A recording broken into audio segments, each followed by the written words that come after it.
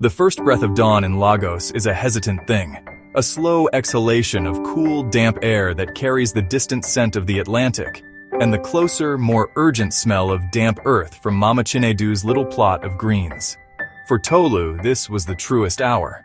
The hour before the generators sputtered to life, before the symphony of car horns began its relentless overture, before the world remembered it needed things from her.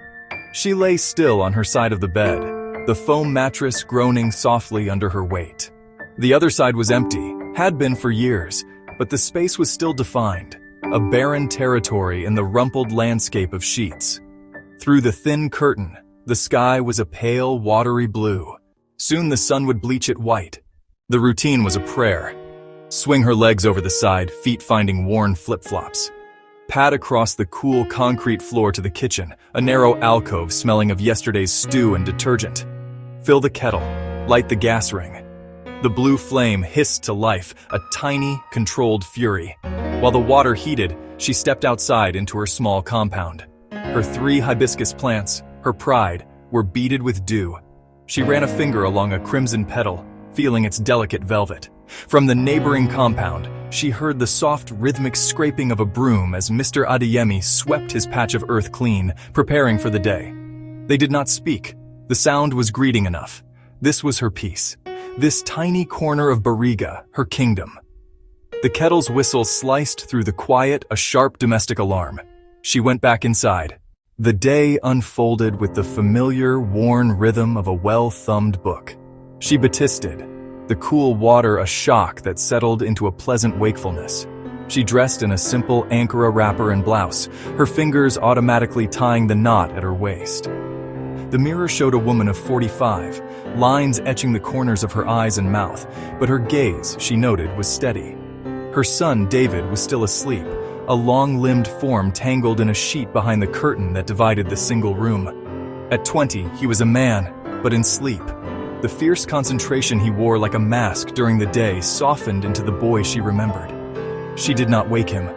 Let him steal this last hour of quiet. His world was one of constant motion. University, coding tutorials on the library computer, small gigs he found online. Her world was built on the stillness in between. The market was her destination. She took the long way, avoiding the main road where the Danfos already choked the street, their conductors hanging from doors, yelling destinations into the thickening air. She walked through the maze of narrower streets, where the houses leaned towards each other like old friends sharing secrets. The sounds were a tapestry, the sizzle of akara and hot oil from a street vendor, the metallic clang-clang of a mechanic already at work, the high, sweet laughter of children chasing a homemade tire rim wheel. The air was a layered perfume of frying plantain, open gutters, and the faint, ever-present haze of burning firewood. Auntie Tolu, you dey avoid me? No be so, Oga. My legs are just carrying me where they wish. And where they wish no longer includes your old friend who fixes your hems. How that pike and way dey read book like say World 1 End, David? He is fine, still reading. Too much if you ask me, and let him. That book go save him from all these bad belladem. You tell him I say I dey greedo. I will. At the market, she moved with practiced ease. She ran a thumb over the scales of a tilapia, judging its freshness. She haggled gently with Mama Nkechi over the price of tomatoes, a dance they performed every week, ending with the same price and a shared chuckle. She bought a small bag of puff puff, still warm, and ate one right there, the sugary dough melting on her tongue. A small, selfish joy. She was examining a bunch of bitter leaf when she saw him. Austin. He was across the street, standing by a sleek, expensive car that looked absurdly out of place. He was arguing with a vulcanizer over the price of air for his tire. He was older, thicker around the middle, his clothes shouting of money. But his posture, the impatient flick of his wrist, it was all the same. A cold stone settled in Tolu's stomach. The sounds of the market, the chatter, the bargaining, the music from a dozen radios, seemed to recede, muffled by the thick, sudden pounding of her own heart. Her palms grew slick against the rough plastic of her market bag. "Run!" a voice from the past screamed inside her head. "Hide!" She stood frozen, a statue holding bitter leaf. This was the man who had been her sun, then her storm. The man whose voice could once make her laugh and later make her flinch. The man whose family had called her son a curse. He finished his transaction, slapping a note into the vulcanizer's hand without waiting for change. He turned, and his gaze swept across the street. It passed over the woman selling okra, over the pile of yams, and landed on her. For a long second, there was no recognition. She was just another market woman. Then, his eyes narrowed, then widened slightly. He saw the woman she was now, and perhaps, superimposed over her, the girl she had been. Tolu did not look away. She did not smile.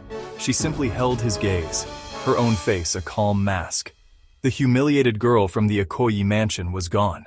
In her place stood the woman who had built a life, brick by painful brick, in this very market, on this very street.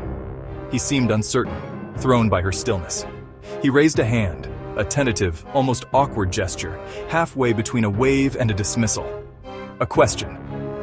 Tolu gave the smallest, almost imperceptible nod, not a greeting of friends, an acknowledgement, a receipt of a sighting, nothing more. Then, she turned her back.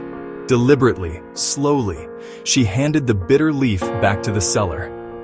"Not today," she heard herself say, her voice remarkably steady. "Thank you." She walked away. She did not look back. She felt his eyes on her, but she kept walking, moving deeper into the familiar, comforting chaos of the market. With every step, the cold stone in her stomach dissolved, replaced by a warmth that spread through her chest. It was not joy, it was not triumph. It was something quieter, more profound, a simple, solid certainty. She had not just walked away from a man, she had walked away from a ghost. By the time she reached her street, the sun was high and hot. The generators were droning, the music was playing, and Lagos was in full, glorious throttle. She pushed open her gate. David was awake, sitting on the step, squinting at his phone. He looked up, his face breaking into a smile that was so purely, uniquely his.